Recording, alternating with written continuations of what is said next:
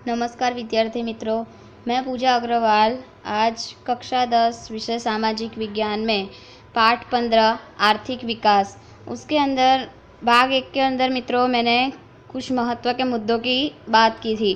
तो उन मुद्दों में हमने देखा था कि आर्थिक विकास अर्थात क्या, आर्थिक विकास के बारे में जाना था। तो आर्थिक विकास अर्थात राष्ट्रीय आय में सतत वृद्धि होना, प्रति व्यक्ति आय में वृद्धि होना और जीवन स्तर में सुधार होना। उसके बाद का महत्व का मुद्दा था आर्थिक वृद्धि और आर्थिक विकास के बीच अंतर। तो आर्थिक वृद्धि क्या है और आर्थिक विकास क्या है, उन दोनों के बीच में अंतर हमने जाना। उसके बाद विकासशील अर्थतंत्र के लक्षण, तो कुल मिला के 9 लक्षण हमने यहाँ पर देखे थे कि किस वजह से कौन कौन से लक्षण हैं जिसके कारण भारत देश जैसे देश, कुछ और भी देश जो हैं वो अभी तक विकासशील हैं। तो ऐसे मुद्दों की हमने आगे की वीडियो में चर्चा की थी। आगे हमने देखा था कि आर्थिक प्रवृत्तियाँ और अनआर्थिक प्रवृत्तियाँ।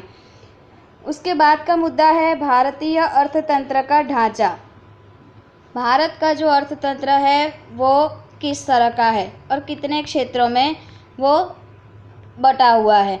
तो भारतीय अर्थतंत्र के ढांचे की बात करें तो अर्थतंत्र में होने वाली विविध असंख्य आर्थिक प्रवृत्ति, अर्थतंत्र के अंदर भारत का जो अर्थतंत्र है जिसके अंदर उद्योग धंधे हैं, खेती व्यवसाय हैं, पशुपालन, मत्स्य उद्योग, जिससे सरकार को आय प्राप्त होती है, राष्ट्र को आय प्राप्त होती है। तो उसके अंदर ऐसी विविध जो आर्थिक प्रवृत्तियां हैं जिससे हम पैसा कमाते हैं, जिससे हम इनकम प्राप्त करते हैं, आय प्राप्त करते हैं। तो ऐसी जो प्रवृत्तियां हैं या विविध व्यवसाय हैं उनको 3 मुख्य भागों में बांटा जाता है।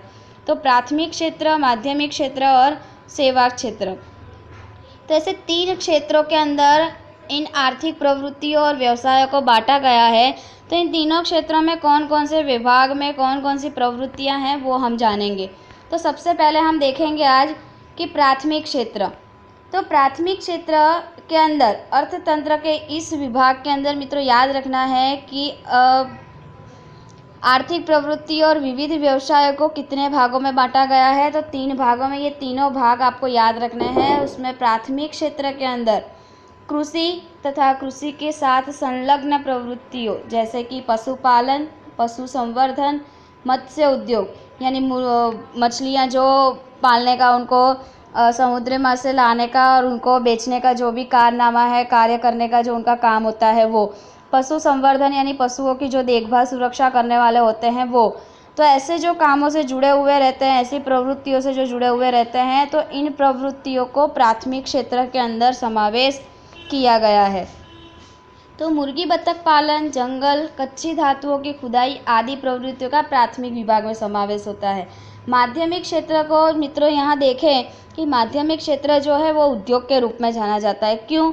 तो क्योंकि इस विभाग में छोटे और बड़े आधारभूत उद्योगों, निर्माण कार्य आदि प्रवृत्तियों का समावेश होता है।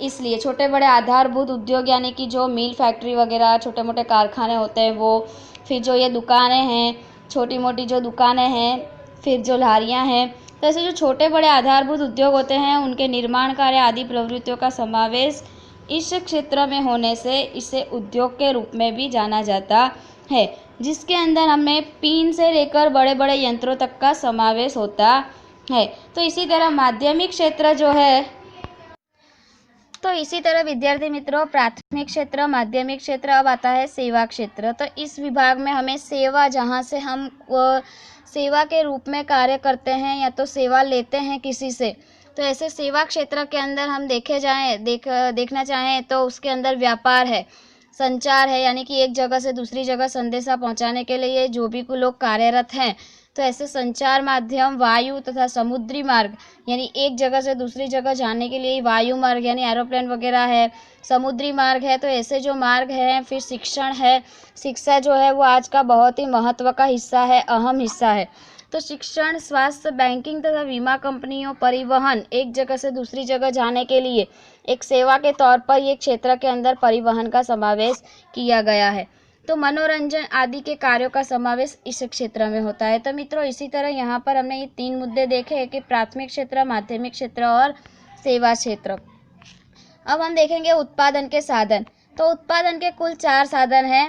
प्राकृतिक संपत्ति और श्रम की सहायता से चीज वस्तु और सेवाओं का उत्पादन किया जाता है। प्राकृतिक संपत्ति यानी जो हमें कुदरत द्वारा जो संपत्ति प्राप्त हुई है, पेड़ पौधे, जमीन है, फिर जो भी कच्ची धातुएं हैं जो बहुत कुदरती प्रकृति द्वारा जो हमें प्राप्त हुई हैं, तो ऐसी संपत्ति और श्रम की सहायता से चीज वस्तु और सेवाओं का उत्पादन किया जाता है। तो इन्हें 4 भागों में बांटा है।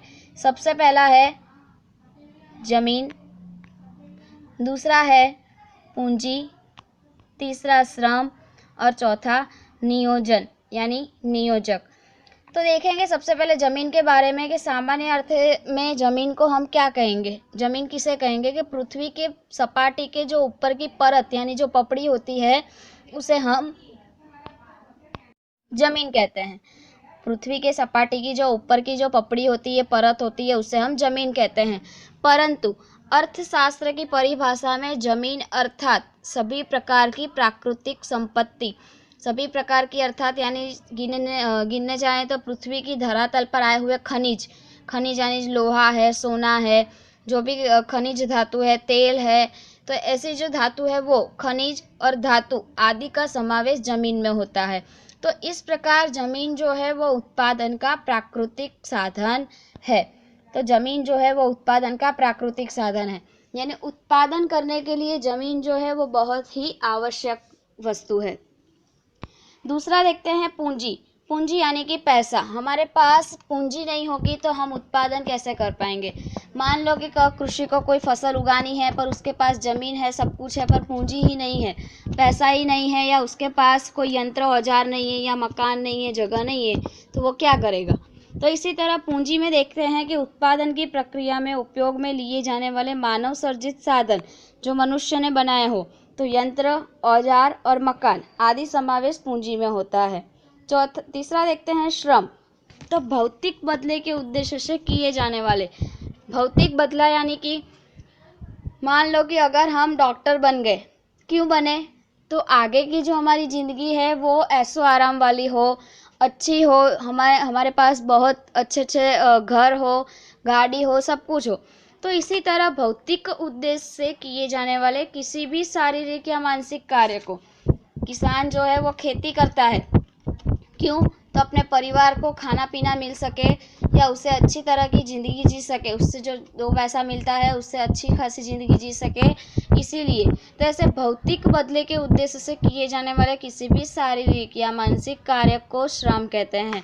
तो श्रम जो है वो उत्पादन का सजीव साधन है। कृषि मजदूर, कामदार, शिक्षक, डॉक्टर, कारीगर आदि के कार्य को श्रम कहते हैं। अब हम देखेंगे नियोजक। नियोजक यानी क्या, तो यहाँ पर हमने मित्रों 3 मुद्दे देखे कि जमीन, पूंजी और श्रम। तो जमीन, पूंजी और श्रम ये तीनों चीज़ है, पर नियोजक ही नहीं है। मान लो हमारे पास जमीन है, पैसा यानी यंत्र औजार, पूंजी है, सब कुछ है, श्रम यानी मेहनत करने के लिए जो भी कुछ चाहिए वो है, श्रम है, बराबर, शारीरिक मानसिक कार्य करने की शक्ति है हमारे पास, पर वो करने वाला कोई व्यक्ति ही ना हो तो क्या काम का। तो नियोजक उसे कहते हैं कि ये तीनों चीज़ों का सम्मिश्रण करके जो व्यक्ति काम करता है उसे। तो उत्पादन की प्रक्रिया में जमीन, पूंजी और श्रम जैसे तीनों साधनों को लाभ के उद्देश्य से कुशलतापूर्वक संयोजन करने वाले व्यक्ति को नियोजक कहते हैं। तो यहाँ पर हमने देखा जमीन, पूंजी, श्रम और नियोजक।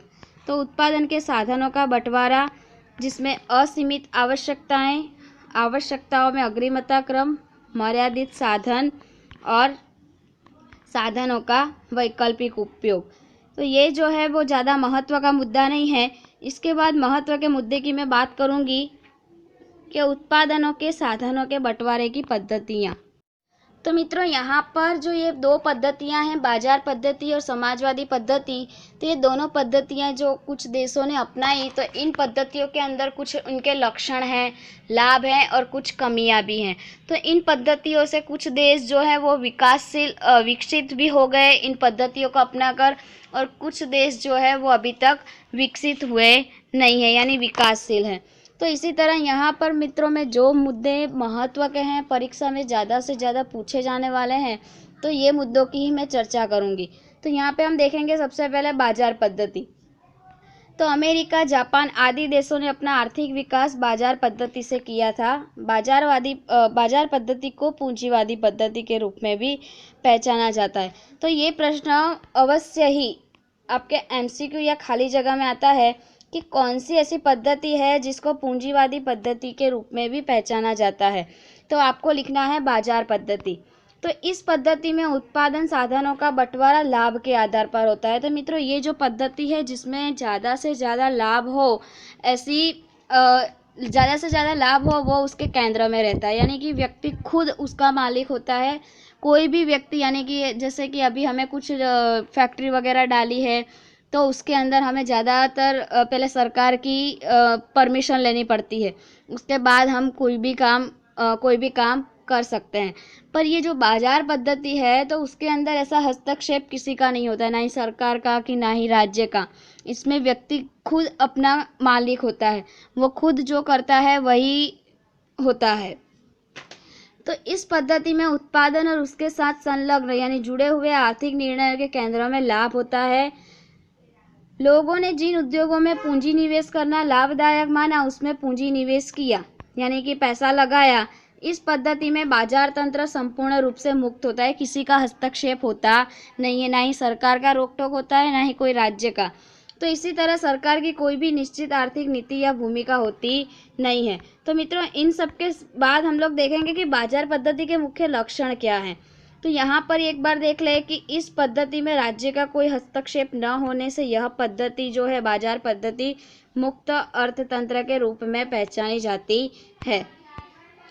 बाजार पद्धति के लक्षण, तो पहला लक्षण है उत्पादन के साधनों की मालिकी। उत्पादन के कितने साधन हैं? 4, जमीन, पूंजी, श्रम और नियोजन।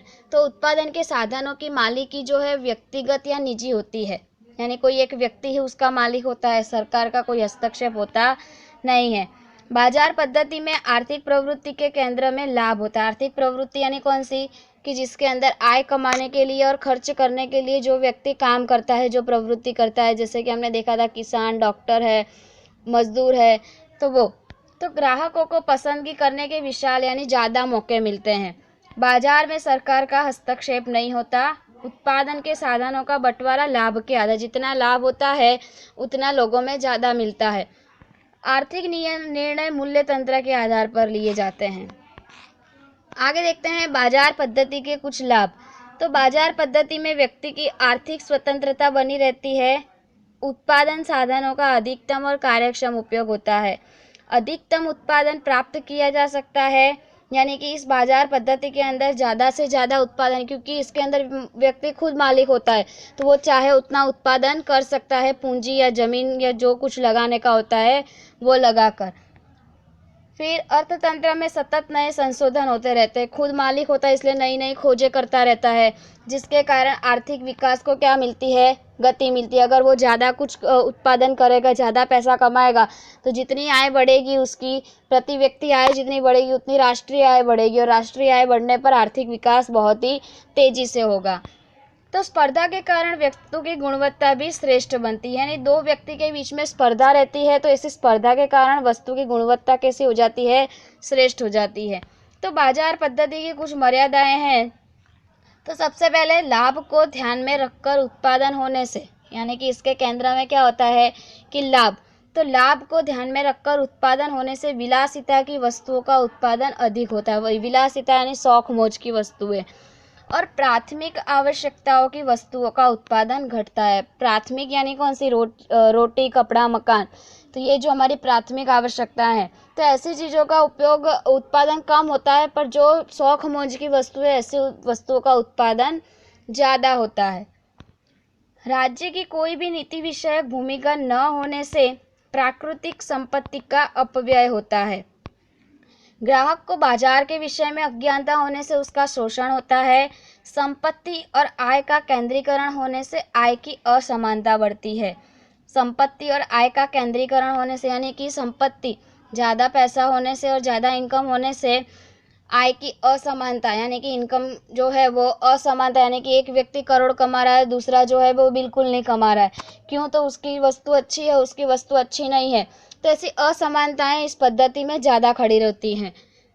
एकाधिकार, आर्थिक अस्थिरता, मजदूरों का शोषण आदि का इस पद्धति में भय रहता है। तो ये जो मर्यादाएं हमने देखी, लाभ देखे, लक्षण देखे, वो सभी आपको याद रखने हैं। अब हम देखेंगे समाजवादी पद्धति। तो कौन से देशों ने समाजवादी पद्धति अपनाई? तो रूस और चीन जैसे देशों ने। कौन से? तो रूस और चीन जैसे देशों ने यह पद्धति अपनाकर तीव्रता से आर्थिक विकास किया।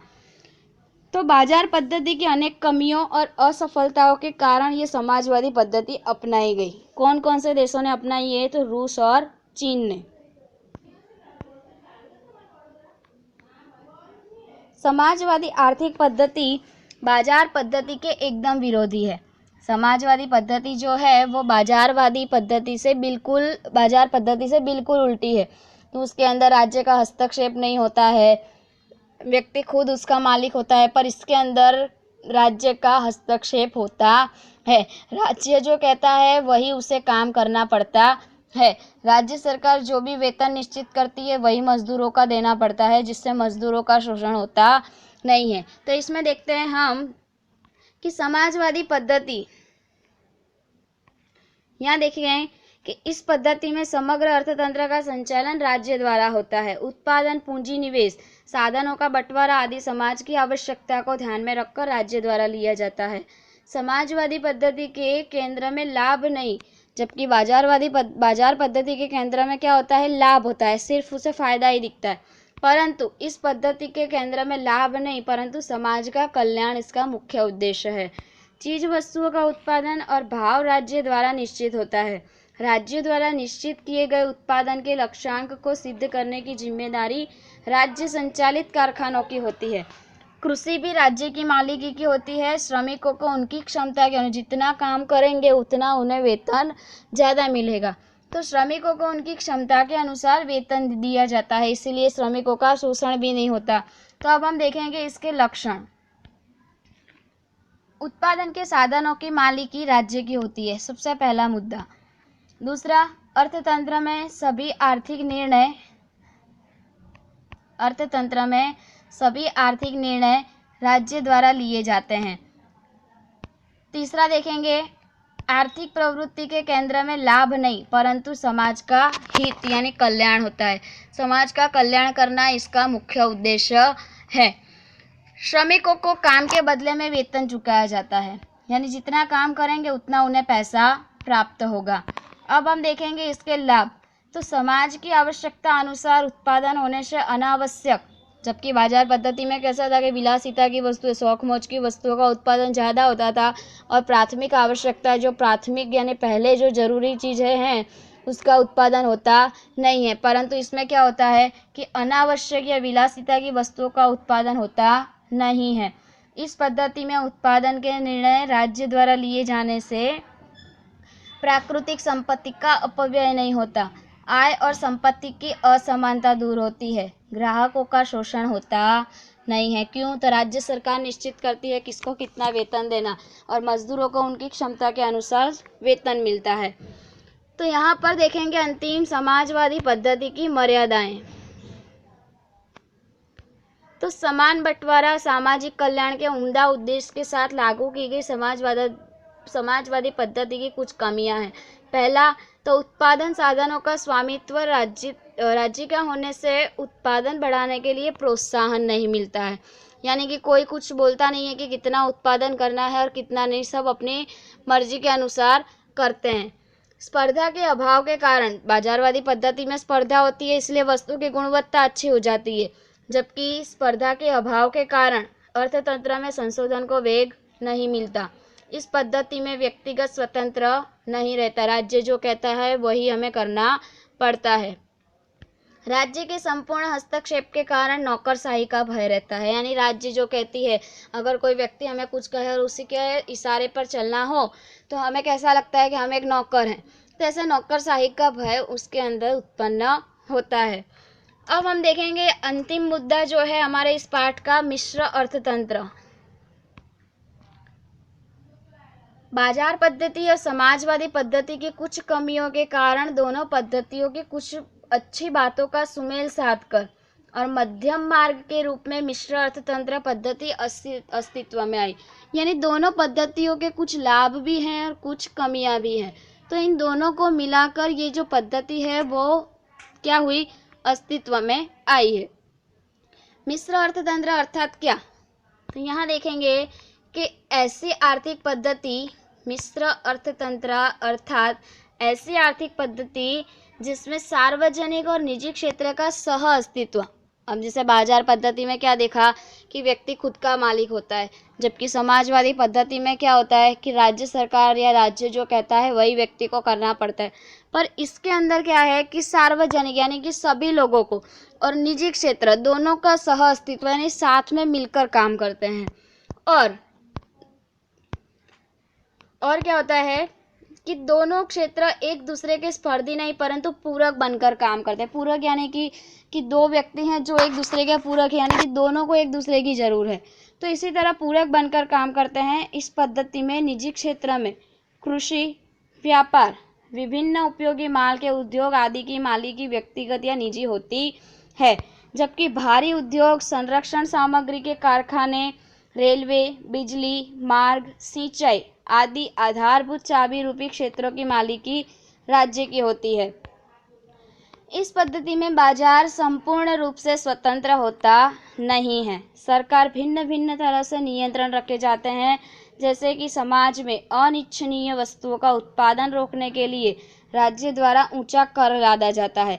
अगर अनिच्छनीय वस्तुओं का उत्पादन यानी कि विलासिता की वस्तुओं का उत्पादन अगर ज़्यादा हो तो उस पर क्या होता है कि टैक्स लगा देते हैं, जिससे वो वस्तु का उत्पादन कम हो जाए। तो इसीलिए टैक्स लगा कर यानी टैक्स लादा जाता है। और इसी तरह पिछड़े क्षेत्रों में, पिछड़े क्षेत्र यानी कि जो क्षेत्र यानी प्राथमिक क्षेत्र, सेवा क्षेत्र और माध्यमिक क्षेत्र हमने देखा जिसके अंदर किसान है, डॉक्टर है, शिक्षक है, तो ऐसे कुछ क्षेत्र ऐसे हैं जिनका विकास ही नहीं हुआ है, जिसको लोग ज़्यादा गिनते नहीं हैं। तो इसे पिछड़े क्षेत्रों में उद्योग स्थापित करने के लिए राज्य द्वारा सब्सिडी और टैक्स में राहत आदि प्रोत्साहन दिए जाते हैं। तो इसीलिए मिश्र अर्थतंत्र जो है वो बहुत ही अच्छा और श्रेष्ठ है। इस प्रकार मिश्र अर्थतंत्र एक ऐसी पद्धति है जिसमें आर्थिक निर्णय की प्रक्रिया में आर्थिक आयोजन को मुख्य स्थान दिया जाता है, जिसके लिए सार्वजनिक और निजी साहस का सह अस्तित्व स्वीकार किया जाता है। तो मित्रों, यह पद्धति जो है वो कौन से देश में ज़्यादातर अपनाई गई, तो भारत और फ्रांस के अंदर ये मिश्र अर्थतंत्र जो है वो अपनाया हुआ दिखाई देता है या पाया जाता है। तो आर्थिक निर्णय और उत्पादन के साधनों के बंटवारे के लिए बाजार पद्धति, समाजवादी पद्धति, मिश्र अर्थतंत्र का हमने अध्ययन यहाँ पर किया। परंतु विश्व के किसी भी देश में संपूर्णतः बाजार पद्धति या 100% समाजवादी पद्धति अमल में नहीं है। तो इसी तरह मित्रों, यहाँ पर समाजवादी पद्धति में भी आर्थिक छूटछाट और आर्थिक उदारता के प्रभाव देखने को मिले हैं, परंतु मिश्र अर्थतंत्र में भी कमियां पाई जाती है, जैसे कि आर्थिक अस्थिरता, संकलन का अभाव, आर्थिक नीतियों में असातत्य, आर्थिक विकास का नीची दर आदि मर्यादाएं मिश्र अर्थतंत्र में। तो मित्रों, एक बात तो है कि जहाँ कोई वस्तु के लाभ होते हैं वहाँ कुछ ना कुछ उसकी मर्यादाएं या तो उसकी कमियां पाई जाती हैं। तो इसी तरह यहाँ पर हमें आर्थिक विकास अर्थात क्या, आर्थिक वृद्धि और आर्थिक विकास के बीच में क्या अंतर है, विकासशील अर्थतंत्र के लक्षण क्या है, आर्थिक प्रवृत्ति और अनार्थिक प्रवृत्ति क्या किसे कहते हैं, फिर हमने देखा उत्पादन के कुल साधन कितने हैं और कौन कौन से हैं। तो ये सभी मुद्दों की जो चर्चा की है वो आपको याद रखनी है और समझना भी है। तो यहाँ पे ये जो स्वाध्याय दिया है वो स्वाध्याय आपको अवश्य ही अपनी नोटबुक में लिखना है। बहुत ही इजी और सरल तरीके से यहाँ पर प्रश्न दिए हैं। ये सभी प्रश्नों की चर्चा मैंने ऊपर आपको वीडियो में की थी। तो ये सभी प्रश्न आपको बहुत ही अच्छी तरह से और समझकर ध्यान रखकर लिखने हैं। सभी प्रश्न एग्ज़ाम में बहुत ही महत्वपूर्ण हैं। तो इसी तरह मित्रों, इस वीडियो को मैं यहाँ पर समाप्त करती हूँ और आशा रखती हूँ कि आप लोग इस वीडियो को ध्यान से समझेंगे और देखेंगे। आभार।